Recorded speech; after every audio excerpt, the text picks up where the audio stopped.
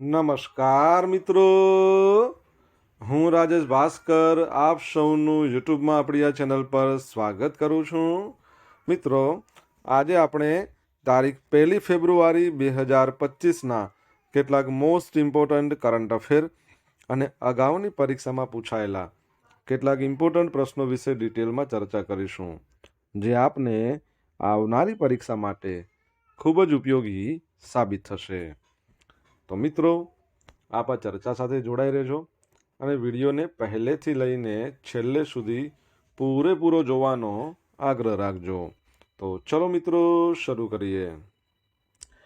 શરૂઆત કરતાં પહેલાં જણાવી દઉં કે જો તમારે આપણી આ યુટ્યુબ ચેનલને સબસ્ક્રાઈબ કરવાનું હજી પણ બાકી હોય તો ચેનલને સબસ્ક્રાઈબ કરજો, નોટિફિકેશન બેલ આઇકોનને પ્રેસ કરીને. અને જો તમને આ વિડીયો પસંદ આવે તો વિડીયોને લાઈક કરજો અને તમારા જેટલા પણ મિત્રો છે બધા મિત્રો જોડે આ વિડીયોની લિંકને શેર કરજો. તો શરૂઆત કરીએ. સૌપ્રથમ જોઈશું અગાઉની પરીક્ષામાં પૂછાયેલા સામાન્ય વિજ્ઞાનના પ્રશ્નો, જેના જવાબો તમારે મને કમેન્ટ બોક્સમાં લખીને જણાવવાના છે. અને વિડીયોના લાસ્ટમાં જ્યારે હું તમને આ દરેક પ્રશ્નોના જવાબ જણાવું ત્યારે તમારે ચેક કરવાનું છે કે તમે આપેલા પ્રશ્નોના જવાબમાંથી કેટલા પ્રશ્નોના જવાબ સાચા છે. અને જેટલા પણ પ્રશ્નોના જવાબ સાચા હોય એનો આંકડો તમારે કમેન્ટમાં લખવાનો છે કે 10માંથી આટલા સાચા છે. ડેલી જીકે ટેસ્ટની આપણે વાત કરીએ તો ડેલી જીકે ટેસ્ટમાં આપણે રોજ 10 પ્રશ્નો પૂછીએ છીએ, જેમાંથી 5 પ્રશ્નો સામાન્ય વિજ્ઞાનના હોય છે. બાકીના જે 5 પ્રશ્નો છે એ ગુજરાતના ઇતિહાસના પ્રશ્નો છે. તો તમે તમારા આન્સર આપો નીચે કમેન્ટ બોક્સમાં અને હું આજના કરંટ અફેરનો પ્રથમ પ્રશ્ન છે એની શરૂઆત કરું છું. આજનો પ્રથમ પ્રશ્ન છે કે કયા રાજ્યના ટેબ્લોએ પ્રજાસત્તાક દિન પરેડમાં પોપ્યુલર ચોઇસ કેટેગરીમાં પ્રથમ સ્થાન પ્રાપ્ત કર્યું છે? તો જવાબ આવશે ગુજરાતના. કોના આવશે? ગુજરાતના. તો 76મા નંબરનો પ્રજાસત્તાક દિવસ એની જે પરેડ છે એમાં શ્રેષ્ઠ માર્ચિંગ ટુકડીઓ અને ટેબ્લોના પરિણામો જાહેર કરવામાં આવ્યા. તમને ખબર છે આ 76મો પ્રજાસત્તાક દિવસ છે એની રાજ્ય કક્ષાની ઉજવણી આપણા ગુજરાતમાં તાપી ખાતે થઈ અને તાપી જિલ્લામાં. અને તમને પ્રશ્ન તમારા માટે જ છે કે આપણા મુખ્ય અતિથિ હતા એ કોણ હતા? કમેન્ટ બોક્સમાં લખો જો તમને આવડતું હોય તો. ગુજરાતનો ટેબ્લો આનંદપુરથી એકતા નગર સુધી વિરાસતથી વિકાસનો અદ્ભુત સંગમ અને પોપ્યુલર ચોઇસ કેટેગરીમાં સૌથી વધારે મત પ્રાપ્ત થયા. ગુજરાતના ટેબ્લોએ પ્રજાસત્તાક દિન પરેડમાં પોપ્યુલર ચોઇસનું પ્રથમ સ્થાન સતત 3જા વર્ષે પ્રાપ્ત કરીને હેટ્રિક સર્જી છે. નવી દિલ્હીના કર્તવ્ય પદ પર 76મા પ્રજાસત્તાક પર્વ નિમિત્તે રાજ્યો અને સરકારના વિભાગના 31 ટેબ્લોઝ રજૂ કરવામાં આવ્યા. સેવાઓમાં શ્રેષ્ઠ માર્ચિંગ ટુકડી જમ્મુ અને કાશ્મીર રાઇફલ્સની ટુકડી, સેન્ટ્રલ આર્મ પોલીસ ફોર્સ, અન્ય સહાયક દળો એમાં શ્રેષ્ઠ માર્ચિંગ ટુકડી દિલ્હી પોલીસ માર્ચિંગ ટુકડી. ટોચના 3 ટેબ્લો, પ્રથમ ઉત્તર પ્રદેશ મહાકુંભ 2025 સ્વર્ણિમ ભારત વિરાસત ઓર વિકાસ, બીજા નંબરે ત્રિપુરા શાશ્વત આદર ત્રિપુરામાં 14 દેવતાઓની પૂજા ખારચી પૂજા, ત્રીજો આંધ્રપ્રદેશ એટીકોપ્પકા બોમ્માલુ પર્યાવરણને અનુકૂળ લાકડાના રમકડા. તો આ કેટેગરીમાં અમને મળ્યા છે. હવે કેન્દ્રીય મંત્રાલયો અને વિભાગો તરફથી જે શ્રેષ્ઠ ટેબ્લો જાહેર કરવામાં આવ્યો છે આદિજાતિ બાબતોનું મંત્રાલય, જનજાતીય ગૌરવ વર્ષ. તમને ખબર છે જુવાલ ઓરામ એ આપણા કેન્દ્રીય આદિજાતિ બાબતોના મંત્રાલયના મંત્રી છે. વિશેષ પુરસ્કાર કેન્દ્રીય જાહેર બાંધકામ વિભાગ ભારતના બંધારણના 75 વર્ષને પહેલો. બીજો જયતી જય મમ ભારતમ ડાન્સ ગ્રુપને. આ ઉપરાંત 26થી 28 જાન્યુઆરી 2025 દરમિયાન માય જીઓવી પોર્ટલ પર નાગરિકો માટે પોપ્યુલર ચોઇસ કેટેગરીમાં એમનો મનપસંદ ટેબ્લો અને માર્ચિંગ ટુકડીઓ માટે મતદાન કરવા માટે ઓનલાઈન મતદાન હાથ ધરવામાં આવ્યું, જેના પરિણામો નીચે મુજબ છે. સેવાઓમાં શ્રેષ્ઠ માર્ચિંગ ટુકડી સિગ્નલ ટુકડી, સીએપીએફ અન્ય સહાયક દળોમાં શ્રેષ્ઠ માર્ચિંગ ટુકડી સીઆરપીએફ. ટોચના ટેબ્લો રાજ્યો અને કેન્દ્રશાસિત પ્રદેશ, આમાં આપણું ગુજરાત નંબર 1 પર છે. કેન્દ્રીય મંત્રાલયો વિભાગો તરફથી શ્રેષ્ઠ ટેબ્લો મહિલા અને બાળ વિકાસ મંત્રાલય, મંત્રાલયની વ્યાપક યોજનાઓ એ હેઠળ ઉછેરવામાં આવતી મહિલાઓ અને બાળકોની બહુપક્ષીય યાત્રા.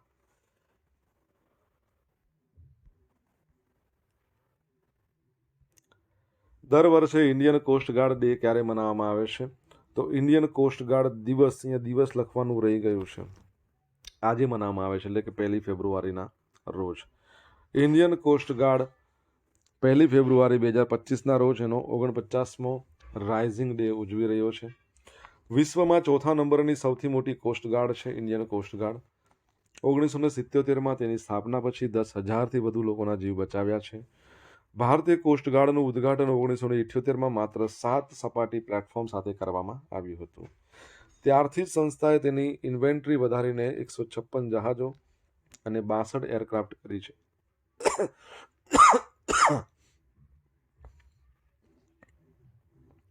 વર્ષ 2025 સુધી તે 80 એરક્રાફ્ટ અને 200 સપાટી પ્લેટફોર્મના લક્ષ્યાંકિત બળ સ્તરને હાંસલ કરે તેવી શક્યતા છે. ઇન્ડિયન કોસ્ટગાર્ડ તો એક્ટ એનો 1978માં આવ્યો, બરાબર છે. અને વયમ રક્ષા મહ એનો મુદ્રાલેખ છે, હેડક્વાર્ટર નવી દિલ્હીમાં છે. તમારે જણાવવાનું છે એના ડિરેક્ટર જનરલ જે નવા આવ્યા 26મા નંબરના, નામ ખબર હોય તો કમેન્ટ બોક્સમાં લખીને જણાવો.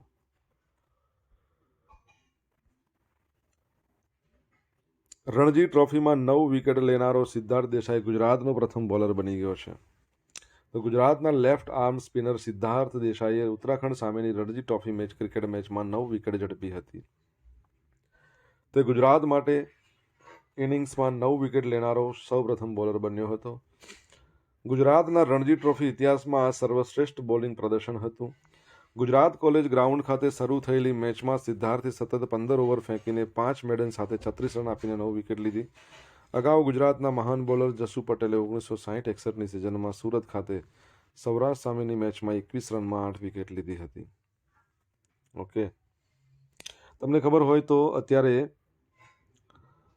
અંડર-19 T20 વુમન્સ વર્લ્ડ કપ ચાલી રહ્યો છે અને એમાં હેટ્રિક લેનાર આપણા ભારતની બોલર છે, એનું નામ છે વૈષ્ણવી શર્મા.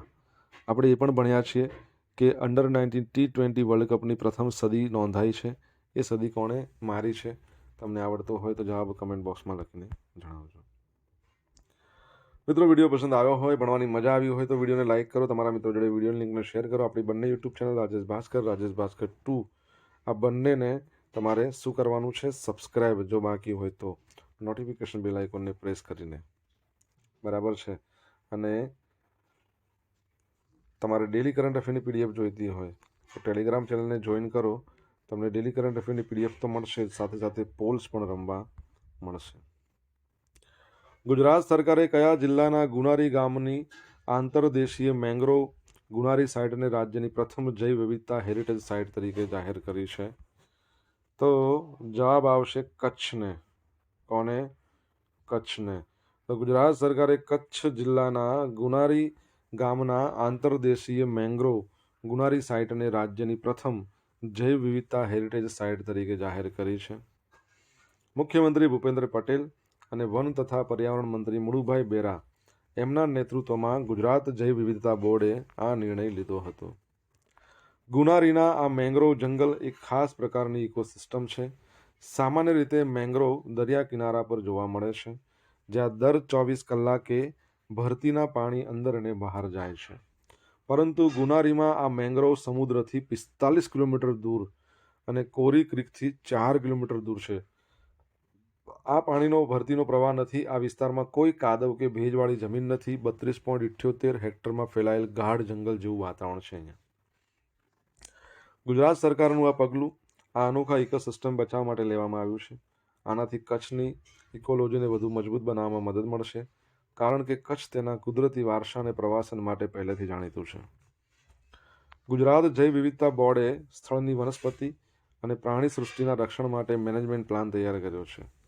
આ ઉપરાંત સ્થાનિક રહેવાસીઓ, વન વિભાગના કર્મચારીઓ, આદિવાસી સમુદાયો આ માટે તાલીમ કાર્યક્રમોનું આયોજન કરવામાં આવશે, જેથી તેઓ જૈવ વિવિધતાના સંરક્ષણમાં યોગદાન આપી શકે. ઓકે, હવે અહીંયા કચ્છની વાત થઈ છે. તમને ખબર હશે, આપણે ભણ્યા હતા કે કચ્છમાં એક મ્યુઝિયમ આવેલું છે જેને પ્રિક્સ વર્સેલ્સ પુરસ્કાર મળ્યો હતો. શું નામ છે મ્યુઝિયમનું? કમેન્ટ બોક્સમાં લખીને જણાવો.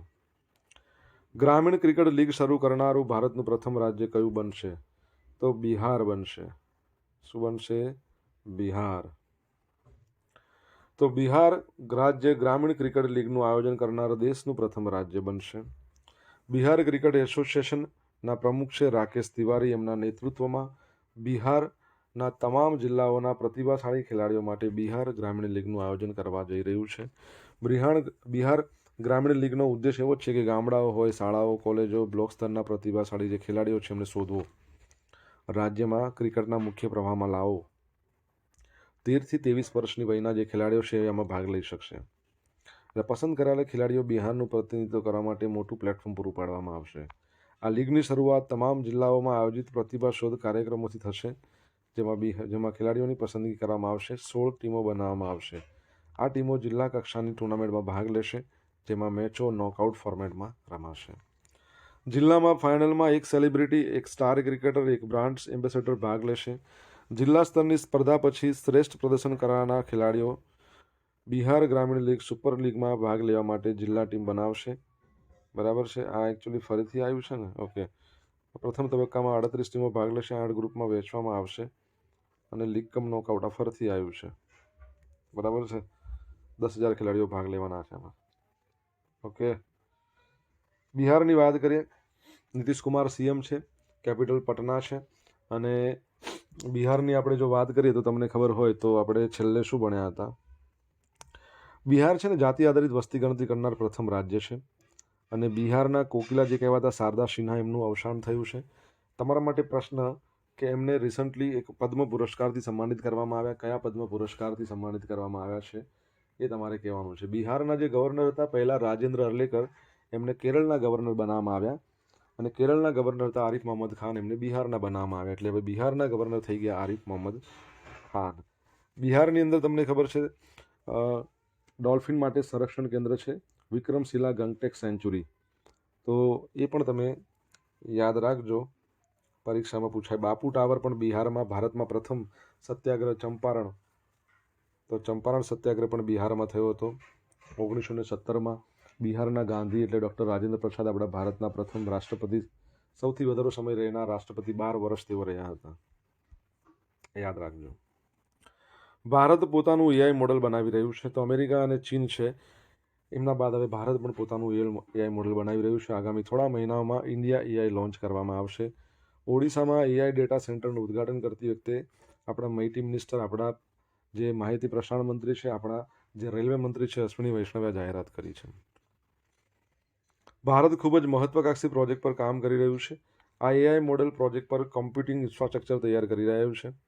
દેશની આર્થિક અને સામાજિક આ જે જરૂરિયાતો છે એને ધ્યાનમાં રાખીને લાર્જ લેંગ્વેજ મોડેલ તૈયાર કરી દેવામાં આવ્યું છે. ભારતના એઆઈ મિશનને 2024ની માર્ચમાં કેબિનેટ દ્વારા મંજૂરી આપવામાં આવી હતી. આ પ્રોજેક્ટ માટે 10,772.92 કરોડ રૂપિયા ફાળવવામાં આવ્યા છે. આ એઆઈ મોડેલનો ઉપયોગ ખાસ કરીને હેલ્થ કેર, એગ્રીકલ્ચર, સરકારી વિભાગો માટે કરાશે. દરેક ક્ષેત્રમાં એઆઈ આવવાથી કામ ખૂબ સરળ, ઝડપી, ચોક્કસ થશે, જેની સીધી અસર દેશના વિકાસ પર પડશે. એઆઈ પરથી તમારા માટે એક પ્રશ્ન છે કે ભારતમાં પ્રથમ એઆઈ સિટી ક્યાં બનશે? કમેન્ટ બોક્સમાં લખો. સોશિયલ મીડિયાના માધ્યમથી તમે મારી જોડે કનેક્ટ રહી શકો છો. મારું ઇન્સ્ટા આઈડી છે rajesh.i.bhaskar. મારું જે ફેસબુક આઈડી છે એ છે RI ભાસ્કર. અને જે મારું ટેલિગ્રામ આઈડી છે અથવા તો ટેલિગ્રામ ચેનલ છે રાજેશ ભાસ્કર છે. અહીંયા ડેલી કરંટ અફેરની તમને PDF મળશે અને પોલ્સ પણ રમવા મળશે. જો ભણવાની મજા આવી હોય તો વિડીયોને લાઇક કરો, તમારા મિત્રો જોડે વિડીયોની લિંકને શેર કરો. ચેનલ સબસ્ક્રાઇબ કરવાની બાકી હોય તો સબસ્ક્રાઇબ કરો, નોટિફિકેશન બેલ આઇકોનને પ્રેસ કરીને. તાજેતરમાં કયા દેશે પોતાનું ડીપસીક એઆઈ ChatGPT મોડેલ લોન્ચ કર્યું છે? તો જવાબ આવશે ચાઇનાએ. કોણે? ચીને. તો તાજેતરમાં ચીન $60 લાખ રોકાણથી ડીપસીકનું લર્નિંગ મોડેલ લાવ્યું છે, જે અત્યાર સુધીમાં વિશ્વમાં સૌથી વધુ વપરાતા ChatGPT કરતાં વધારે શક્તિશાળી છે, સરળ છે અને ઝડપી છે. ચીનનું જે હેંગઝાઉ પ્રાંત છે એમાં 2023માં 40 વર્ષીય લિયાંગ વેંગફેંગ ડીપસીકની સ્થાપના કરી હતી, જેઓ પોતે ઇન્ફોર્મેશન અને ઇલેક્ટ્રોનિક્સમાં એન્જિનિયર છે. એમણે પોતે જ હેજ ફંડ સ્થાપી ડીપસીક માટે નાણાં એકત્ર કર્યા. ચીનની આ શોધથી અમેરિકા, એશિયા, યુરોપમાં એઆઈ માટે સેમિકન્ડક્ટર બનાવતી કંપનીઓના શેરમાં કડાકો પડ્યો છે. ChatGPT કે ડીપસીક કે અન્ય કોઈ પણ એઆઈ મોડેલ આ આધુનિક ચીપ એના માટે જરૂરી હોય છે અને 2021થી અમેરિકાએ ચીન પર આવી એડવાન્સ ચીપ વેચવા પર પ્રતિબંધ મૂક્યો છે, એટલે નિયંત્રણ મૂક્યો છે. 2 વર્ષ પહેલા તમને ખબર હોય તો ઓપન જીઆઈ ચેટ જીપીટી રજૂ કર્યું હતું. ગૂગલ, મેટા, એમેઝોન આ બધાએ પોતાના એઆઈ ચેટબોટ્સ લોન્ચ કરી દીધા છે. બરાબર છે. ચલો જીપીટી આટલી બધી વાત કરી, મને કહો જીપીટીનું ફૂલ ફોર્મ શું થાય? અને ચાઇનાની વાત કરી તો ચાઇનાએ એવા પ્રકારનું કહી શકીએ કે લેસર બીમવાળો ડ્રોન બનાવ્યા છે જેનાથી લોખંડને પણ ઓગાળી શકે. વિશ્વનો સૌથી મોટામાં મોટો ડેમ ચાઇના બનાવી રહ્યું છે. વિશ્વની સૌથી ફાસ્ટેસ્ટ બુલેટ ટ્રેન એને બનાવી છે. બરાબર છે. CR 450ની સ્પીડે જઈ શકે. અને તમને ખબર હોય તો ગઈકાલે આપણે ભણ્યા હતા કે વિશ્વમાં જે એરફોર્સ છે સૌથી શક્તિશાળી, એમાં તે 3જા નંબર પર છે. અમેરિકા, રશિયા, ચાઇના અને 4થા નંબર પર ભારત છે. કેપિટલ બેઇજિંગ છે. ભારત ચાઇનાની બોર્ડરને મેકમોહન લાઇન કહેવાય છે. રેનમેનબી એની કરન્સી છે. શી જિનપિંગ પ્રેસિડન્ટ છે. એક દેશ એક સમય. કેન્દ્ર સરકારે ભારતીય માનક સમયને ફરજિયાત બનાવવા માટે નિયમોનો ડ્રાફ્ટ તૈયાર કર્યો છે. ગ્રાહક બાબતોના મંત્રાલયે આ મામલે 14 ફેબ્રુઆરી સુધીમાં જનતા પાસે પ્રતિક્રિયા માંગી છે અને સરકાર ટૂંક સમયમાં એક દેશ એક સમય લાગુ કરશે. ભારતીય માનક સમય નિયમ 2024નો ઉદ્દેશ એવો છે કે સમય પાલનની પ્રથાઓને પ્રમાણિત કરવા એક કાયદાકીય માળખું સ્થાપવાનું. આ માળખું ઇન્ડિયન સ્ટાન્ડર્ડ ટાઈમને કાયદાકીય, વહીવટી, વેપારી, સત્તાવાર દસ્તાવેજો માટે એકમાત્ર સમયના સંદર્ભ તરીકે ફરજિયાત બનાવે છે. ડ્રાફ્ટ નિયમો અનુસાર વાણિજ્ય, પરિવહન, જાહેર વહીવટ, કાનૂની કરાર, નાણાકીય કામગીરી સહિતના તમામ ક્ષેત્રોમાં IST ફરજિયાત કરાવશે. ટેલિકોમ, બેન્કિંગ, સંરક્ષણ, 5G, આર્ટિફિશિયલ ઇન્ટેલિજન્સ જેવી ઉભરતી ટેકનોલોજી સહિત નિર્ણાયક રાષ્ટ્રીય ઇન્ફ્રાસ્ટ્રક્ચરમાં ચોક્કસ સમય જાળવવાની અને ખાતરી કરવાના પ્રયાસોના ભાગરૂપે આ ડ્રાફ્ટ તૈયાર કર્યો છે.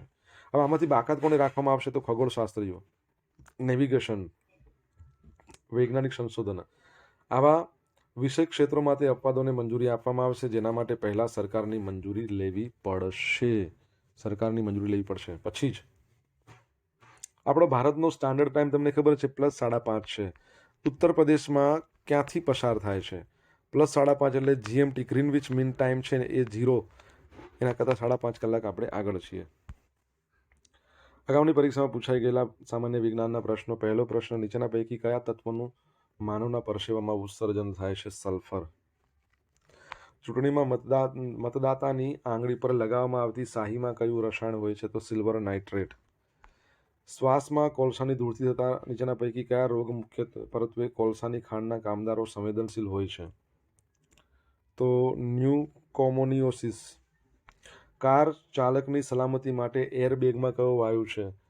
તો સોડિયમ અઝાઇડ. આ પરીક્ષામાં પૂછાય છે વારે ઘડીએ.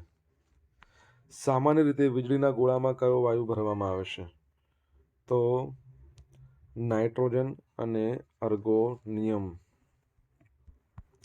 હવે જોઈશું અગાઉની પરીક્ષામાં પૂછાયેલા ગુજરાતના ઇતિહાસના પ્રશ્નો. પહેલો પ્રશ્ન, મધ્યકાલીન ભારતમાં મોહમ્મદાબાદ તરીકે પ્રસિદ્ધ સ્થળ કયું હતું? ચાંપાનેર.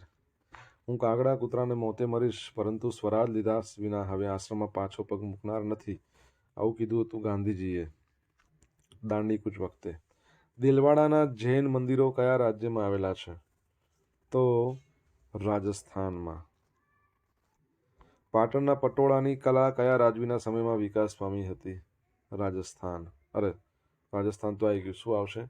સિદ્ધરાજ જયસિંહ. સિંધુ ખીણની સંસ્કૃતિનું એક વિશાળ નગર ધોળાવીરા ગુજરાતના કયા જિલ્લામાં આવેલું છે? કચ્છમાં. હવે જોઈશું ગઈકાલે પૂછેલા પ્રશ્નનો જવાબ. પહેલો પ્રશ્ન છે કે ઇસરોએ શ્રીહરિકોટાના સતીશ ધવન સ્પેસ સેન્ટરથી કેટલા સેટેલાઇટના લોન્ચનો ઇતિહાસ રચ્યો છે? તો 100. બ્રિટનની યુનિવર્સિટી ઓફ સરે ગુજરાતમાં કયા સ્થળે પોતાનું કેમ્પસ ખોલશે? Gift city. આજે પૂછેલા પ્રશ્નોના જવાબ જોઈ લઈએ. પહેલો પ્રશ્ન એવો હતો કે આપણા ભારતના 76મા નંબરના પ્રજાસત્તાક દિવસના મુખ્ય જે અતિથિ હતા પ્રોબોવો સુબિયાન્તો, ઇન્ડોનેશિયાના. સેકન્ડ પ્રશ્ન, ઇન્ડિયન કોસ્ટ ગાર્ડના ડિરેક્ટર જનરલ કોણ છે? તો પરમેશ શિવમણી. કોણ છે? પરમેશ શિવમણી. ત્રીજો પ્રશ્ન હતો કે અંડર-19 T20 વર્લ્ડ કપ છે વુમન્સનો, એમાં સેન્ચુરી મારનાર પ્રથમ કોણ છે? તો ગાંગડી ત્રિષા યાદ રાખજો ને. ચોથો પ્રશ્ન શું હતો? કચ્છમાં આવેલું છે સ્મૃતિવન સ્મારક, જેને પ્રિસ્ક વર્સાઇલ પુરસ્કાર મળ્યો હતો. પાંચમો પ્રશ્ન શું હતો? કે બિહારની કોકિલા શારદા સિન્હાને પદ્મ વિભૂષણ આપવામાં આવ્યો. આપણા ગુજરાતમાંથી કોને આપવામાં આવ્યો છે? કથકના ડાન્સર છે. એ પ્રશ્નનો જવાબ તમારે કમેન્ટમાં આપવાનો છે, હું આપવાનો નથી. ભારતમાં પ્રથમ એઆઈસીટી લખનૌમાં બનાવવામાં આવશે. સાતમો પ્રશ્ન, ચેટ જીપીટીમાં જીપીટીનું ફૂલ ફોર્મ શું થાય છે?